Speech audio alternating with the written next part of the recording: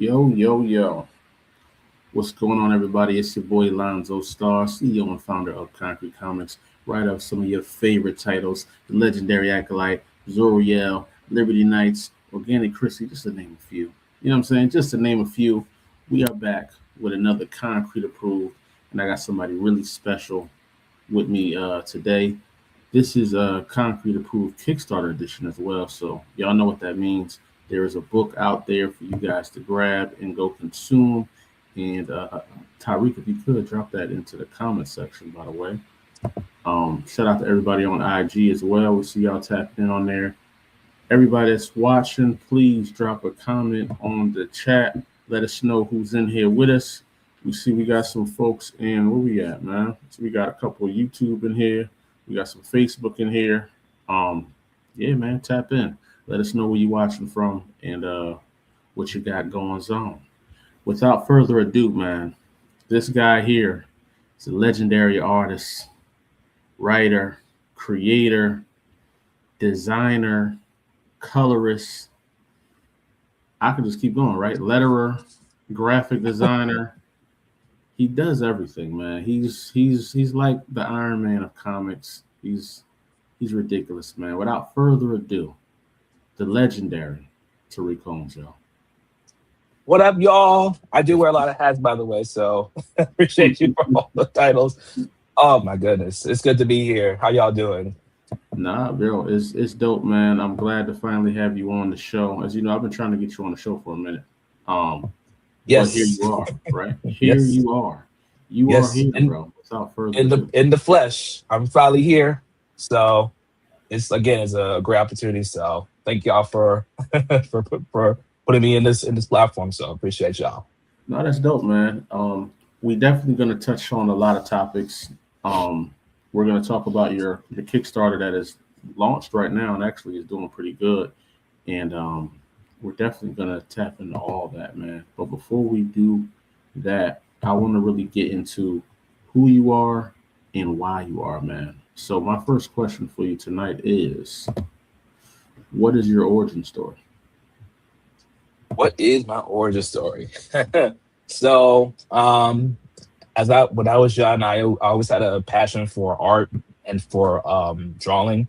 Um, my first inspiration was funny enough. It wasn't comic books. It was actually the cartoons. I was my uncles and my cousins were well into the cartoons. So like some of the '90s classics like Daredevil, Spidey's Amazing Friends, um, the Incredible Hulk, both the live version, the show, and the animated version. So now from there, I grew such a passion for. I was like, I would like to draw these characters, and I like to because I love the story. I love some of those superheroes. So since that time, as time goes on, I started doodling with my own little sketchbook, and my uncle would see me every time I come to school, be in my sketchbook, just drawing whatever, characters, what stuff in the world. And so I grew up starting. I had I think as time goes on by middle school, I knew what I wanted to do. I wanted to be working in the entertainment field, whether if it's animation, whether if it's drawing, whether if it's graphic design. That was kind of like my area of expertise because I have such a profound um, you know um, way of I just love creating stuff. I had a creative mind, and so that's what lured me into studying animation. I went to Full Sail University as a student. I went there for a bachelor's degree. I started in computer animation, and then I also worked on IT, animation, information technology during my studies, so forth. And I worked with various companies. I freelanced with other people, just to name a few. Vetra over in California. I worked with people like for All Productions, Wingless Comics, just to name a few. But I was kind of like branching my way into the industry, trying to like not only find space but find my place in the world because I just love drawing, I love creating stuff, and I love being in the presence of just animating something. So from there, that's where I found my passion, just by following on the path of just doing what I love to do. That's fire, man. Real quick shout out to Team No Weak Bodies, watching from YouTube, watching from Clementon, New Jersey, man. Shout out to Clementon, New Jersey. I'm actually not too far from there. I'm in central New Jersey, man, so I know right where you're at. You're an inspiring story writer, first time tuning in, and I also enjoy reading comics. I want to support Black owned independent comics. Bro, you couldn't be in a better place than right here with us right now, man. Because we are Yep. independent Black creators, Black publishers, and we have some of the dopest stories in the world, man. So we definitely want to stay in touch with you, Team No Weak Bodies. Make sure you like and subscribe to the channel, and also follow us on all our social medias. You should see the link in the bio as well.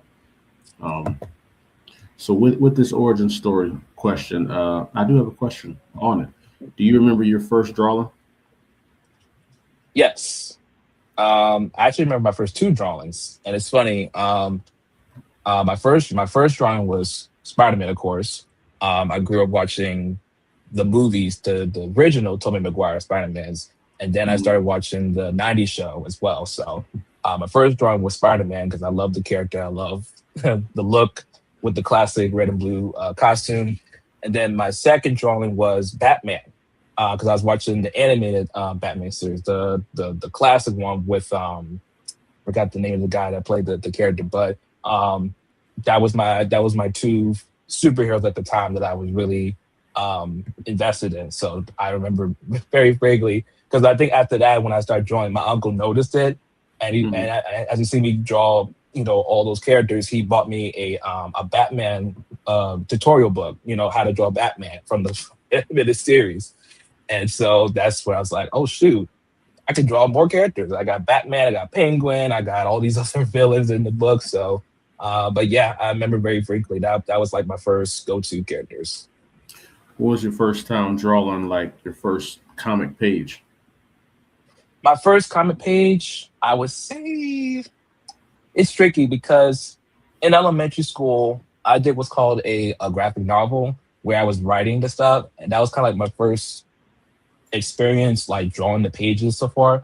And but as for the comic book stuff, that was into middle school. Middle school was kind of like, so I had this idea of what drawing a superhero, and then as I was socializing with my friends, because some of my friends are also into comic books, and they were like, well, why don't you just make your own comic book? And I'm like, duh, that makes sense. So Hmm. from there, I started working on just doing little comic strips, and eventually turned into a book. So I would say around between like when I started middle school is when my friends kind of got me into actually doing a comic book, and that was like my first experience. Not the greatest, but hey, it's the first for everything. That's dope, man. How you started, Yeah. finding out how people got into the game is amazing. And I guess that'll be another question on top of this: is when did you know you wanted to take this industry completely serious and just dive all the way in? Um, I would say high school. So I grew up in I went to this high school that was well versed into technology. They had advanced classes for those that wanted to be creative. So they had of course art classes, they had graphic design class, they got an animation class, and they also had a graphic design class. I took all of those because I'm like, hey, shoot, that's right in my alley. And so right throughout that class, people were seeing that, I was doing all these kind of projects. We did a sketchbook, and I was doing a lot more with the sketchbook, doing my sketches and actually design. We were taking notes, and I would like creatively make the letters, kind of fonts for the letters, and try to like add some color to it. So from there, my teachers brought it up and said, you should really start looking into doing, graphic design or animation, look into that area because you're really well versed on the material. I said, that's a good idea. And so throughout high school, my teachers would kind of like train me. They guide me to knowing all the materials. So I learned I was well versed in the Adobe products. So we worked on Photoshop. We did Acrobat. Adobe at that time it was Adobe. It's Adobe Flash animation program, but now they call it Adobe Animate. But they trained me in all the stuff for Adobe. They taught me how to do website design. They taught me how to create flyers and social media stuff. So kind of like get me on the and basically get all the p's and q's about what it is to be a graphic designer. And so through there, that's when I started looking into finding a school that was right up my alley in terms of animation. And that's when I found out. At first I went to Artist Institute, and then after the Artist Institute, that's when I went to Full Sail University. And from there, that's where I officially said, this is what I want to do for life. I want to start creating. I want to start doing animation and graphic design, whatever the case may be. This is when from my experience in high school, that's when I knew this is what I want to do for life. So I followed up my dream. That's fire, man. Well, when did you know you wanted to drop the comic books? When did you know you wanted to be, a publisher?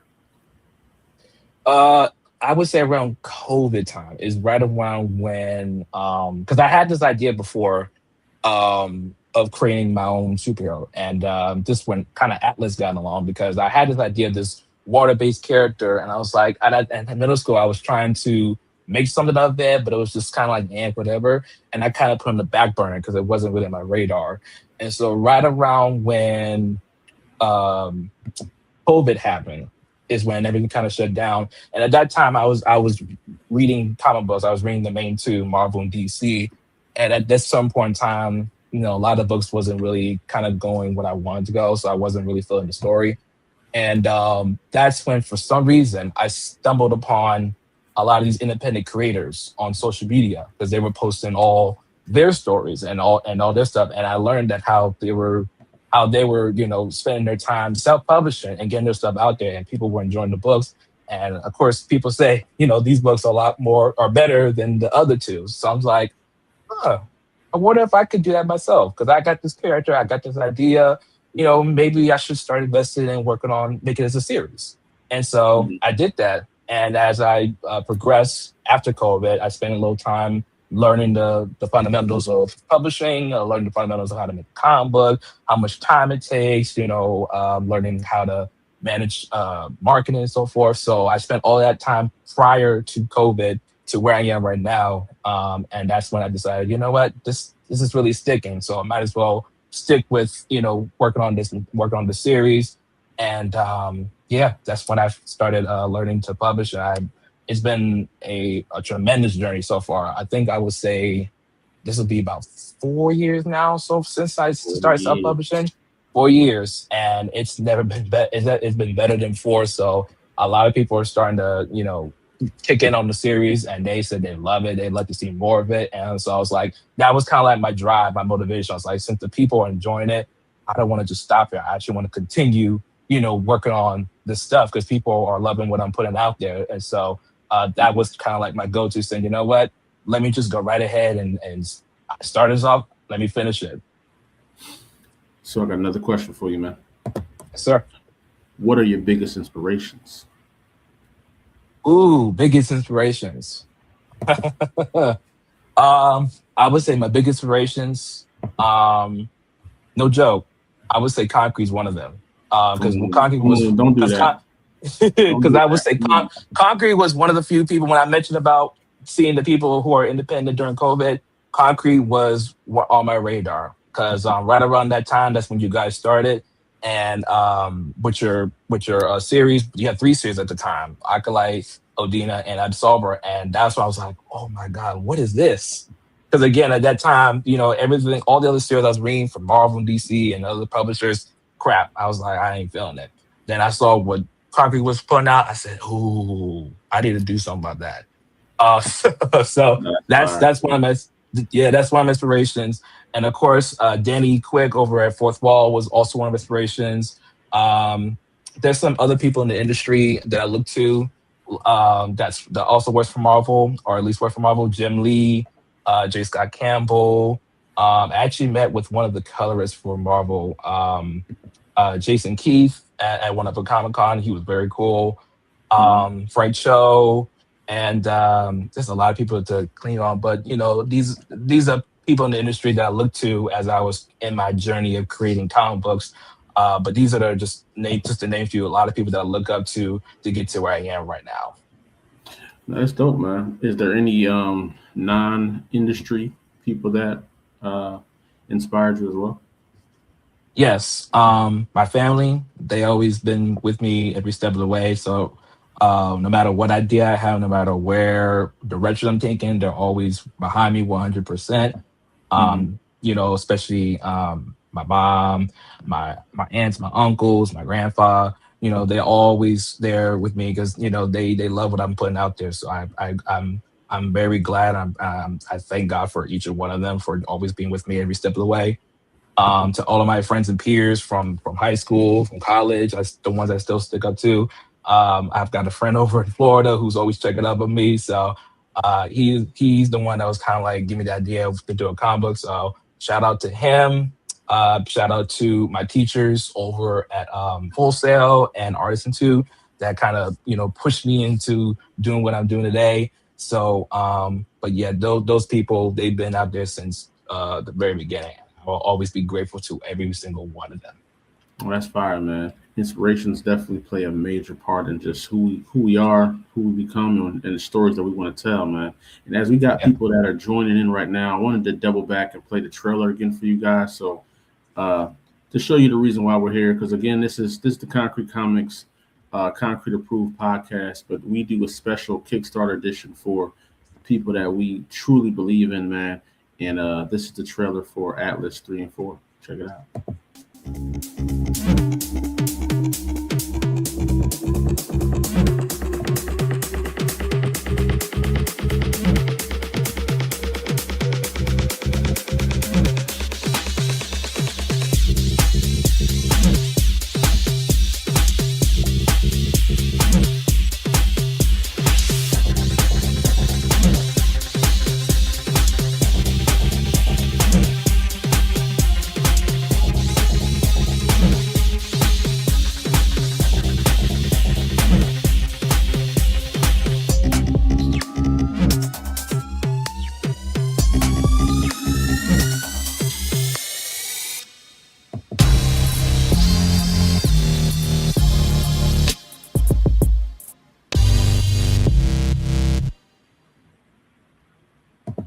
First and foremost, Sure. who made that beat, man?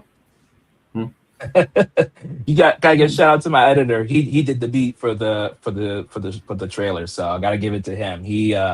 I think he came along when I was first working on the project. He said, "Listen, man, you gotta get some music for your project." And this is what he put out. I was like, I can't turn this away. This is so good. And shout out to the comments, man. You're getting a lot of Yes, love. sir. Shout out to Terrence Branch, another dope creator out here that's been getting it in. I definitely got to get him on the show and just talk about what he's doing. He's been really doing his thing. Shout out to the man of concrete right now. Thad Williams is in the building. You know, Hey, what up?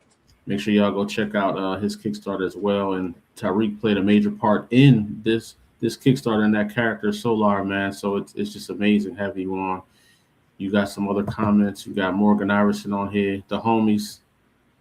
You got Danny J popped in on here. Yeah. We got What the up, DJ? What up, Danny? Black Comic Lords founders in here, man. Shout out to Philip. Yeah, nah, bro. That's fire, man. So as we moving on, I got another question for you, brother. Yes, So sir. why comics, man? Out of all the mediums you could have chose to express your art, Mhm. why comics?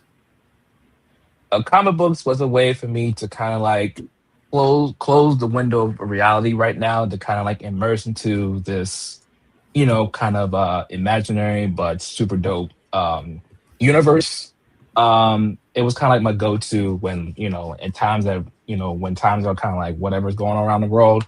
I just stick to something like comic books because comic books they got a lot going on, but I love the characters. I love the universe that they're building, and so that's why I grew attached to stuff like Spider-Man and Batman because it's so super dope. So Spider-Man's just like this average person, who's trying to get through life. And at the top of it, he got responsibilities, he got to figure out these powers.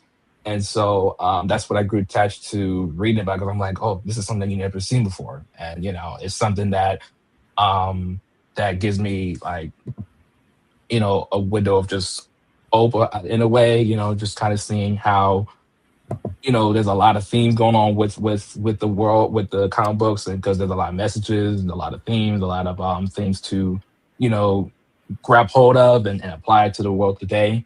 And so ever since then, I just grew fond of the characters. I grew fond of my the comics, and I love the storytelling with the comics because you can do so much with the comic books now. The way a lot of these creators are able to kind of like basically you get the guidelines of how to make a comic book, and then you just kind of like do whatever. The way they break the panels and the way they do the action scene. But that's my favorite part, the action scenes. Some of them will have it as a double page spread. Some of them, I know back in the 90 days that you have to flip the book to kind of see the full page. And so Combos was just like a marvelous thing because it was like a type of thing where you just kind of like look at the pages and just marvel at the art. But at the same time, you're getting the story with it. And so that was kind of like a chemical mixture between art and the writing. And so that's why I grew attached to comic books because I love the art and I love the storytelling. How do you stay original in comics? In this industry. In this industry, all the comics. There's been comics coming out for 100 years now, right? How do you stay new and fresh, man? Just me looking at your comics, it's like a hybrid. It has a manga feel with a comic book feel, but it has something that I can't really explain it. I just know it looks dope, and you did an amazing job at just making sure you looked original, man, and brand new. So, like, what went into that mindset when you created Atlas? Oh man, it took a lot of trials and errors because when I first when I had this idea of Atlas. By the way, I have the book here. I want to show y'all. This is the book I created back in elementary school. So this is Waterman. He didn't have a name back then, and so man, that's crazy. As a young boy, I had this idea. I was like, I got to make this water-based superhero, and that was the name of the first thing I came up with, Waterman. And so, yeah. And so with him, just like any kid, you give him the same basic origin story. A guy went into a freak accident. He got superpowers. He's trying to figure out what to do. The same old stuff. And so I've been through a lot of trial and error trying to make it something meaningful, something different, something that people be like, oh my God, I would love to come back with it. And, for so long, it's been, I've been working on this book for 7 years, trying to like make it work, trying to make it so that people will not just only love the book, but they come back for more. And so through a lot of just basically looking at the world today, looking at other people and their like for inspiration, look at the world today. I also studied on, looking at the elements, looking at the classical elements, because a lot of the countries, a lot of the places are, there's some things that that they equate together. So, what makes up their world through religion, through the culture, so forth.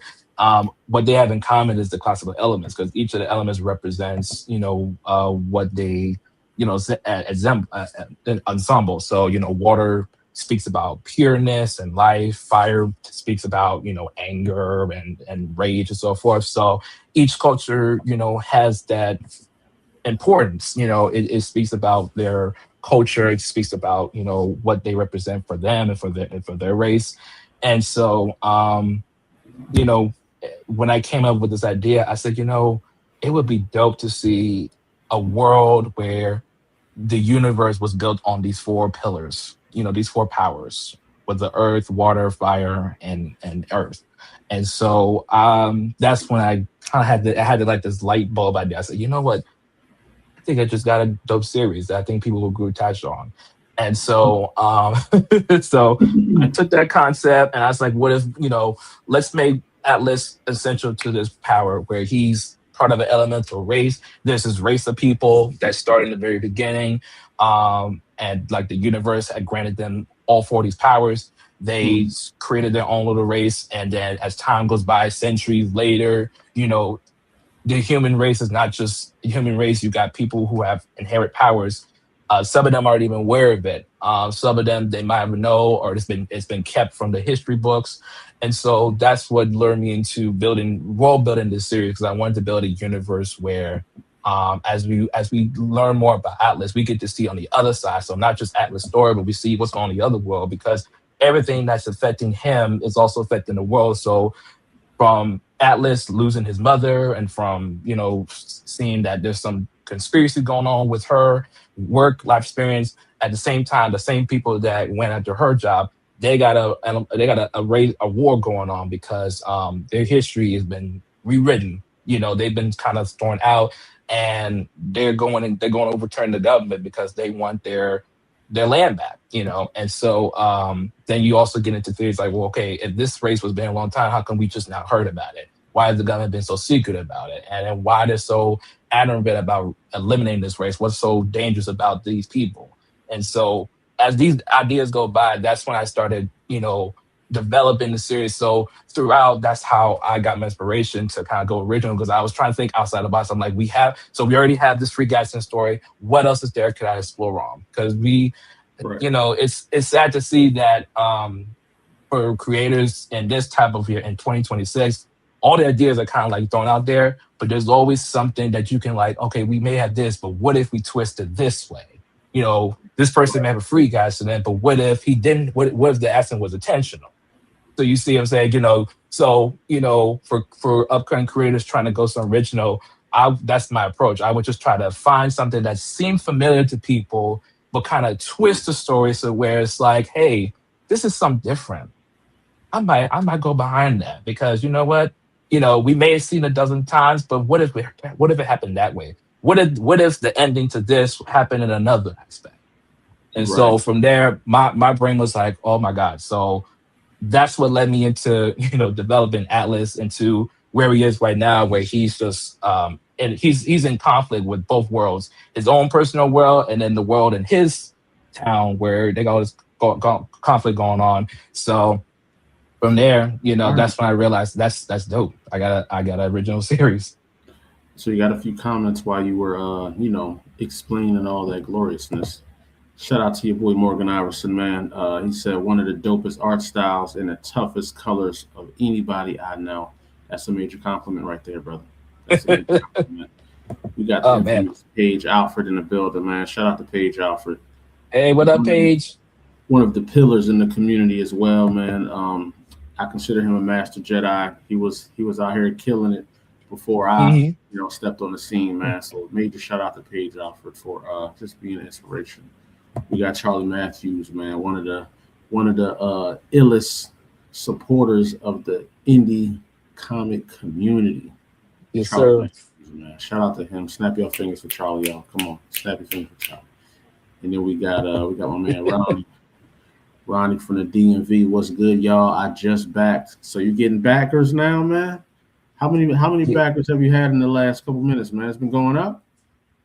Yeah, my phone's blowing up right now as we speak. What? Stop playing, man. See, that's why. Listen, hold on. Shameless plug, man. If you got a Kickstarter, you got to bring it on to Konkret Approved, because we gonna get you right. We gonna get you right. You know what I'm saying? you know what I'm saying? But no, bro, that's fire, man. Random question before I go to the next one, right?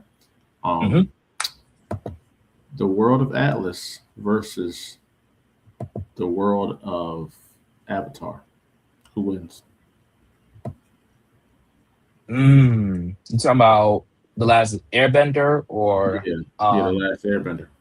Okay, I'm gonna say mine, because the Avatar people, they have to be taught the ways of like water bending and fire bending. These people are born with powers, so they're inherently got an advantage. And some of them may be experienced, and I think majority of them in the world they already inherited power. So I'm gonna go with Atlas for this one. That's fire. I ain't mad at you about that. You know what I'm saying? It was just curious because when you were explaining the elemental world, I said, you know what, that'd be a dope little crossover right there, man. You know what I'm saying? See how they two go against each other. But That's definitely a dope versus. We got some more comments in here. Hold on, 1 second. Who we got here, man? We got my man Pierre. Who in Indieverse you love to unite the characters permanently? So you mean like who would you like to see like two universes merge? That's a pretty good question right there. What do you say? I need Odina and Dark Claw. Okay, shout out to Odina getting shameless plugs out here. Shout out to Dark Claw. You know what I mean? What we So, got here? so Charlie. That's what I'm talking about. Yes, yes. Charlie is one of the greatest out here, man. Make sure y'all go and support that man, Charlie. He out here getting it in. Morgan said, if if I wasn't first to back it, I want it investigated before I get mad. Sheesh. I don't know, Morg. You I, gotta look at I'm the gonna get back to you paperwork, on. man. Yeah, I'm gonna get back on you with that, Morgan. I'll see if you're backing it up on. Otherwise, you might have to get back. You might have to get back at another person who beat you to it. Pierre said he needs that Watchman and Footpath, man, by Paige Alfred. No, that's fire. Pierre, you That's sound like dope. a guy that knows his stuff, man. I see you out here throwing out names from the community. That's dope. That's super dope, man. I always appreciate people that are so invested in our universes, man, because our universes are just, you know, they came from our imagination, and now people are diving into our imaginations with us, and that's like an amazing feeling, bro. You know what I'm saying? Yeah. So here's my next question for you, man. How do you overcome setbacks? Setbacks. Sometimes what works for me is that sometimes I would take a break from this project and kind of like let it sit and marinate, you know, in your head. So like with Atlas, the reason why it took me 7 years because there's been a lot of back burn, there's been a lot of setbacks where I'm like, this is not gonna work, this ain't gonna work.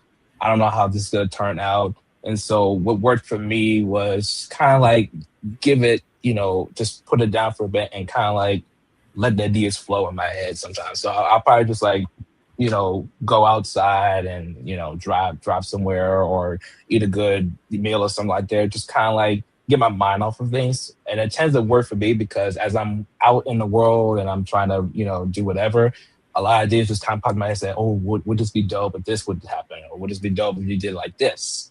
And so that's what worked best for me. It's just kind of like give it a break and kind of give it a, come back to it afterwards once you have something, else to kind of like overcome that setback, So I would say setback time and just let it marinate and eventually, that idea will get back to you. No, that's dope, man. That's definitely dope. Has there been any setbacks during your career, your 4 or 5 year career that made you almost call it quits? And how did you overcome that?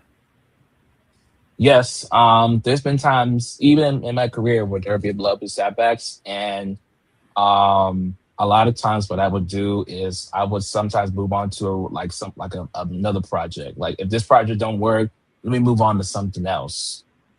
And so stuff like that. And then like of course when you're dealing with certain people in the industry, of course you gotta like take a breath, take a breath and kind of like reevaluate how to best handle situations. And so you know, that's for me, I tend to like sit back and reflect on, like I always reflect on everything that's transpired. So, okay, this didn't work. Well, how can I make it better? Or, I would just, like I said, I would sit down, I would put it down to the desk, come back later and then kind of reevaluate what happens. And so, and that's been something that's been on my mind kind of like 24/7, um, a lot of setbacks happen, like I said, in the work area. I would say at the first hours, kind of like uh, you know, it's kind of aggressive. It's kind of like just like it's tough to get past by. But once you find that inner, I guess that inner peace, like you find your way to kind of calm yourself. You find a way to kind of like you know encourage yourself, give yourself some, encouragement, saying, "Hey, it's going to get better." Things may seem worse at the time, but come back, so forth, it's gonna get better. Stuff, things like that kind of like make me gives me the motivation to kind of like don't give up on this project yet. Just it's gonna work out. Just find another way around or turn it around, come back later. So stuff like that, kind of pushes me to, instead of me just giving up right up the spot, it kind of like forces me to find another way, find another loophole, so that I could become a better person or a better creator, so that I can overcome whatever's current obstacle. Because this obstacle is just temporary. It's just there until you find a way to go over that obstacle. Right. You're basically hitting that same spot over and over again. So for me, I found myself where I was reevaluating. I said, okay, what I need to do to overcome it. Once I achieved it, bam, I move on and I go to the next one. So Yeah, yeah. that's dope, man. That's super dope. Um, what legacy do you want to leave behind when it's all said and Um, done? when it's all said and done, so for all young creators out there that are watching me and it's the inspiration, never quit your dream. Like I said, I had a whole lot of obstacles by way telling me, hey, this is not the way to go. I shouldn't do this. But if you keep that hope, if you find a way to make that dream a reality, that's the best investment to do it. Because again, if I didn't fulfill my dream when I was back in my teenager years, when I started developing, learning how to draw and so forth, I wouldn't be where I am today. I could be doing another job, so forth. But because I followed along with my passion, I followed along with what I want to do in life. That's what allowed me to kind of open the doors to other opportunities, and for me to kind of like learn my way around the industry. So for me, I want my legacy to show the people that anything is possible. You're not limited to what you have. If you can find a way to take what you have and start making that dream a reality, I say it's worth it. That's fine, man. We got a couple questions in here. Hold on. I had a phone call. Was I first or no? If I wasn't, I'm about to call for a recount. My And man, he is determined to be number one. my man went full blown Trump on you, man. You know what I'm saying? Demanding a recount is kind of crazy, Morgan. Sheesh. Oh my gosh. And then we got Charlie. When are you starting the next chapter of Atlas? Yes. So the next chapter, which is issues 3 and 4, that's out right now. And with this series, as I mentioned a couple of times, it's a group therapy session, and not just like that's just not like a like traditional group therapy. I mean, these people are battling each other, like they're kicking their butts, and so I originally I had it done for one issue, but I split it into 2 issues because it's just so much action going on. And Mhm. if I did it as one page, it'd be like 60 pages total. So that was too much for one issue. But with issue 3, this is when the stakes are incredibly high, and everything that's been set up in issues 1 and 2 is going to be resolved in the next issue, in the next chapter. That's fire, man. And shout out to everybody that's on IG that's tapped in as well. We got Black Boma, the world famous Black Boma's tapped in, checked out the stream. We got Constant Hustle Comics in here. We got my boy Passion Driven, one of the best dancers in the world, man. And we got everybody here on Facebook also, man, and YouTube. We got Morgan still being a bully in the chat. Yeah, he's still being a bully in the chat, man. A straight tyrant in here. And for those of you that may have just tuned in, we are here talking with the glorious, eclectic Tarik Holmes, man, CEO and founder of TDJ Comics, writer, creator, producer, everything that you could think of, man. He's that guy, and we're here talking about not only his origin, but also he has a book that is out and available now, and the link should be in the bio. If you want to drop the link in the comment section as well. Um, and while we do that, we're actually going to one of our last sections in the show, man, which is my favorite section. And I need everybody in the chat to be a part of this too. We about to jump into the segment called Top Three, where you got to name your top three favorites of whatever question I ask you on the spot. You can't, ain't no thinking about it. It got to be right off the top of the dome, man. Are you ready for top three? Yeah. So let's get it then, man. So we jumping right into the first one, which should be an easy one for you, man. Should be an easy one. Top three anime villains. Let's go. Okay. Jesus. The flamingo dude in One Piece. Okay. Vegeta and Jesus. What's that guy's name? God. I can't remember the name. It's the dude in Jesus. From My Hero Academia. The crushing dude that can like disintegrate anybody from the touch. You talking about my man Todoroki? No, not Todoroki. No. Mm-mm. Shigaraki? Yeah, that's him. Yes. Yep. Yeah, I'm terrible with anime names. Next question, man. Top three black action stars of all time. Talking about actors. Yes. Okay, so let's say Mike Colton. Okay, Michael Colton. All right. Yeah, that's the dude that played Luke Cage. I mean, Luke Cage with it. Mm-hmm. Yep. Aaron Pierce. He's about to be John Stewart, and Idris Elba. Okay, what Idris Elba film? He did good in that Hobbs and Shaw joint. I like that one a lot. I like that one. There's another one he did. He was in.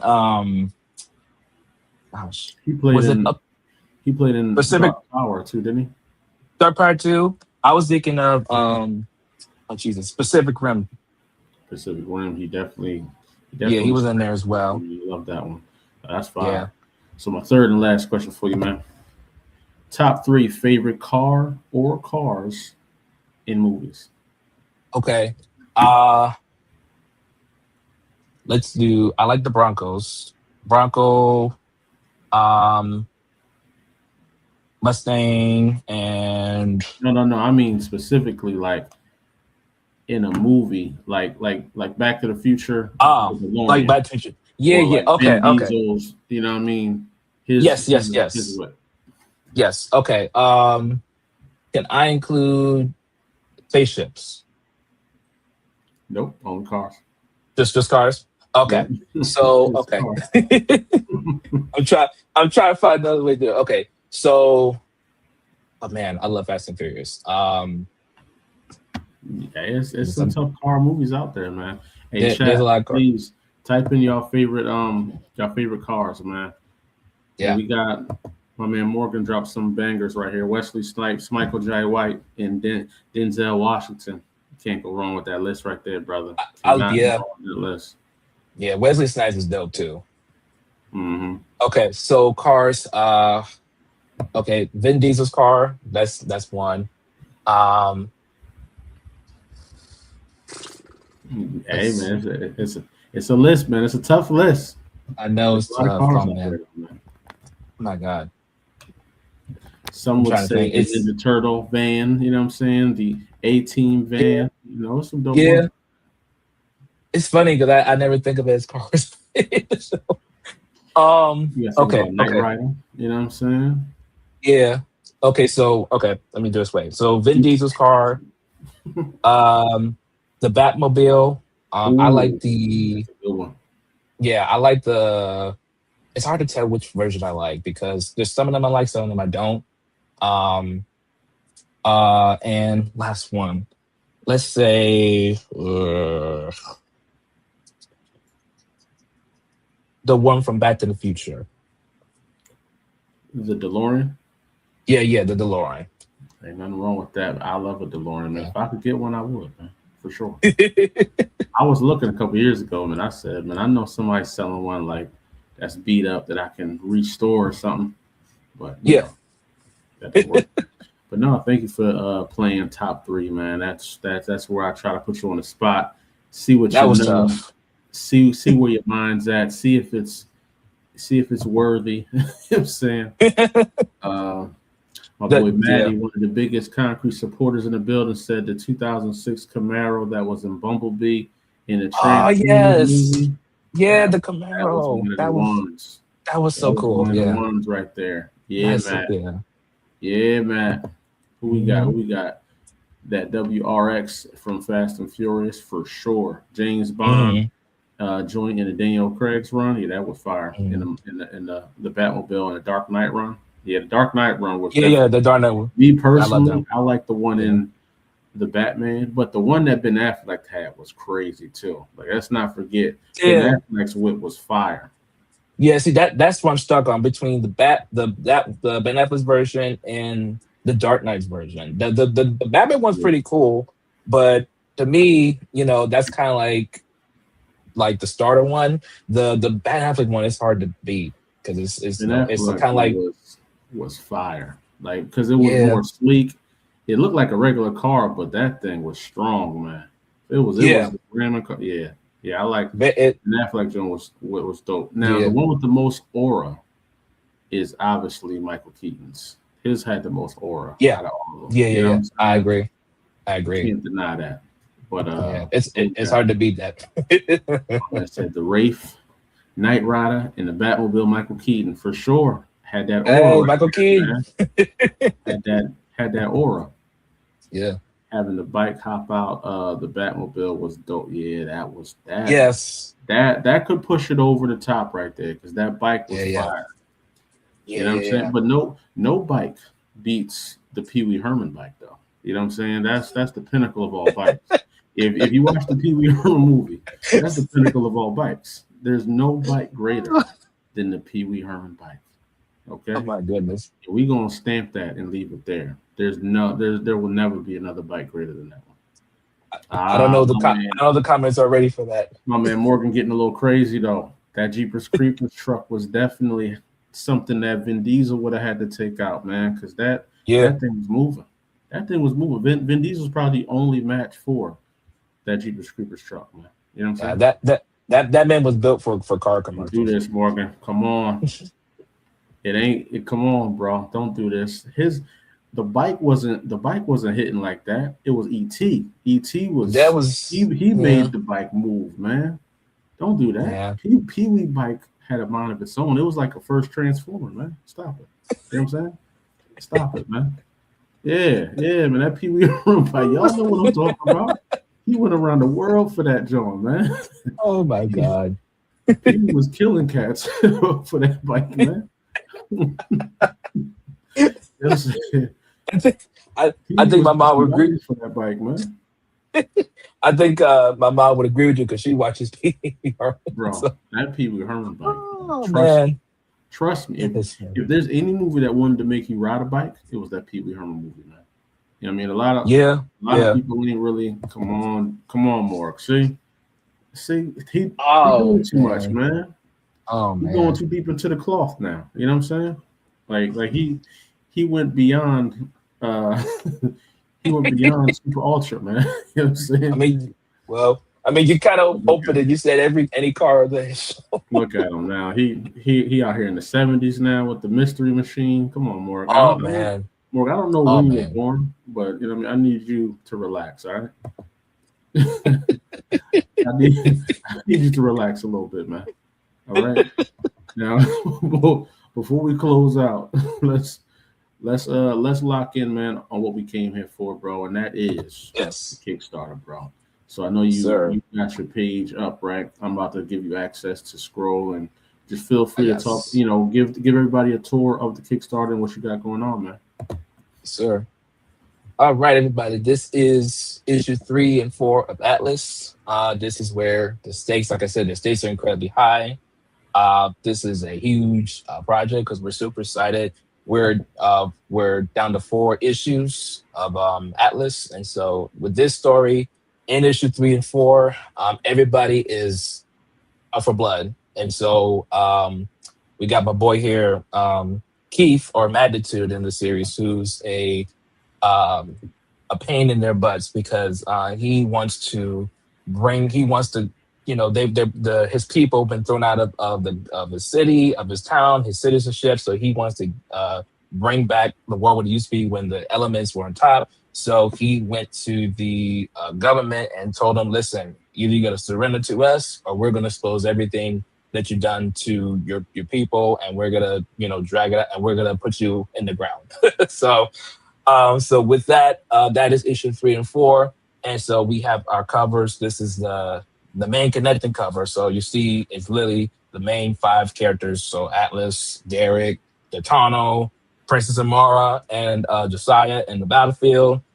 That's the main cover. And then, of course, for all you fans that love the black and white pages, these are the mega covers. So we have Derek on one side and Gaetano on the other side. And then for all you Street Fighter... Real quick question. So the dude with the locks name is Derek, right? Yes. So is that like, how did... And he has my goatee as well, man. Like, was this a conspiracy or something? Like how I promise you, he was there. He was there before I met you. So maybe the universe told me to make him look like you, and then kind of give you the resemblance. I need that shirt right now, man. It would say to me, if his name is Derek, I need that shirt. Because what is going on here? He got my hair and everything. I should put you in a split, man. I should put you in a split picture between him and you and say it was Derek all along. Bro, how do you spell the Derek? Derek. Yep. The same way and everything? Nobody spells it like that, bro. I need to reach out to my lawyer, man. I got what's going on here.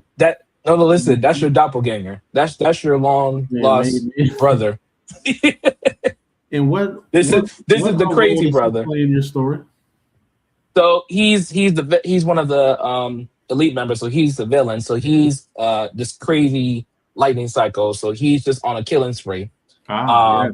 And in this story, he detests Atlas to the core because this dude. Imagine this dude. You're trying to do this, whatever. You're just letting all out and trying to, rob a bank or whatever. You just want to wreak chaos, and then you got this water dude that's just stopping you at every trap.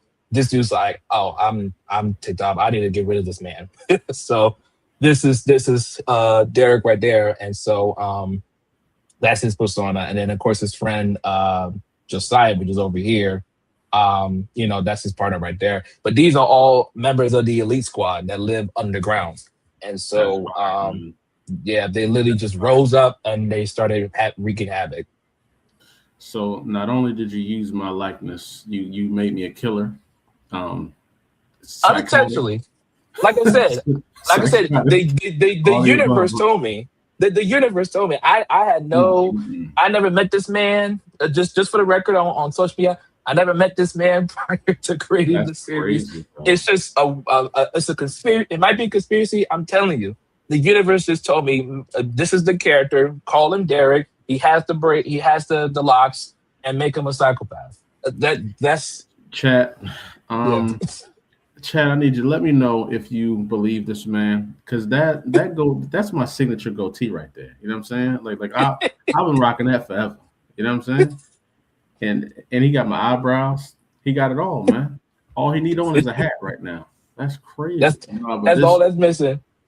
These are some dope characters, man, for sure. What do you say? It's some Kanye level stuff. Yeah, man. It's crazy.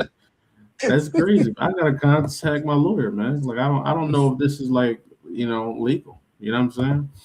But no, that's fire. I'm definitely cosplaying him now. I'm cosplaying. I've never cosplayed, but I'm cosplaying him now. Hey man, that'd be dope. Yeah, no, but no, don't let me cut you off, man. Please continue. No, you good. Your spill, bro. No, it's cool because onto the next cover. This is for all our Street Fighter fans. If you're into Street Fighter, Mortal Kombat, Tekken, whatever favorite game you got, we got these covers. So we just have the covers C, which is Atlas versus Derek, and then we have cover D, which is Chelsea and Cryogen. These are two new characters in the series, and y'all gonna learn more about them in issue 3. I think Chelsea's been introduced already in the last issue, but you get to see her power set because she is a beast. That's all I'm gonna say about that. But you see what she's rocking. I don't know if y'all can see it, but she got Oh a yeah. little thing going on. Yeah. So, but that's cover C, and then of course we have it as a version. It's going to be a hollow foil, so you have the option to get either the main cover or just get or snag that hollow foil, which is the hollow foils. I would say they look amazing, so I would not be remorse to not get them. So and I'm so glad because leading down to these 2 issues coming up, we have our very first volume 1 trade paperback. So we're putting all the 4 issues. It's over 200 pages. I counted them. It's 200 pages of story. That's a sexy looking book right there, man. Yeah. Sexy looking book. And I need it signed. Yeah, and I had to tell my people because this is the OG cover because I think this is the first visual people saw when I announced the series, and people they love it. So I'm like, why not just make it as a cover for the trade? Because so I must inform you that you have got other people a little bit nervous now with the doppelgangers. Morgan said, "Let me look at these characters closer, just in case it's a doppelganger of me in there." Shake my head, bro. Well, we'll get to the characters eventually, Morgan. And I promise you, the universe told me to make these characters. I promise you, I had no preconception of taking anybody's likeness or try to the glasses right there. Minus him right there with the glasses. Kind of got the Morgan face a little bit, man. What's going on here? Well, Morgan's not bald, so he's not bald. Be like a blend of him and Danny that you just conjured up. You know what I'm saying? I don't know. Because we know Danny got the little struggle beard. You know what I'm saying? He'll be struggling a little bit, but Morgan don't got the struggle. So it's like a perfect blend of both of them, man. You know what I'm saying? Maybe the universe calling about the Fourthmore brothers. That this is.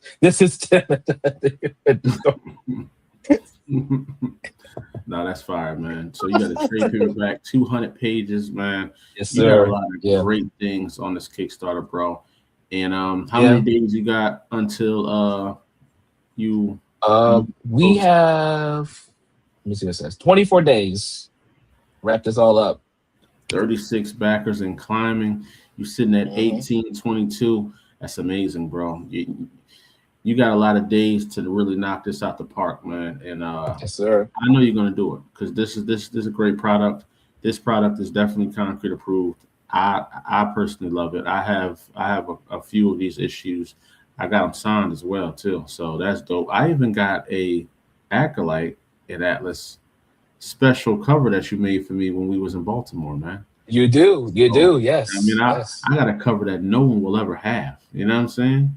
and I might still one of a kind. The Absolver one too. I might got to steal the Absolver one from our good brother, Mr. Oh Leslie. yeah, you know what I'm saying, Mr. Leslie. You got to see if he let you borrow that. I don't know if he'll borrow. If he's kin to, I don't. I'm taking it, bro. There's no borrowing here. You know what I'm saying? I'm taking it. It's once I see it, it's it's gone, and that's just what it is. He has no choice in the matter. He may not be happy about that. Hey, bro, it is what it is. You know what I'm saying?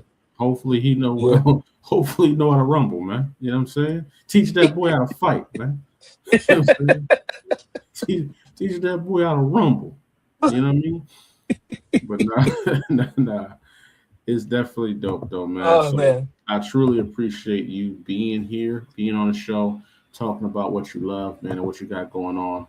Everybody that's on the chat, please like and subscribe on YouTube. We're going to be doing a lot more interviews like this on the YouTube. I'm working on getting some really good guests in here for you guys, not just in the comic book industry, but in the music industry, the film industry, just people in the community doing things. I want you on the show. We got to talk about your origin, talk about what you got going on, and just spread the word of what you're doing. For anybody on here that's watching that does have Teach your boy how to squabble, man. For real. Teach him how to squabble, Morgan. But anybody that got a Kickstarter or upcoming Kickstarter that's coming out, I will have a calendar where people can request. If dates get full, you can reach out to me. Maybe we can work something out. You know what I'm saying? And outside of that, man, this has been dope, bro. Any last words for your people?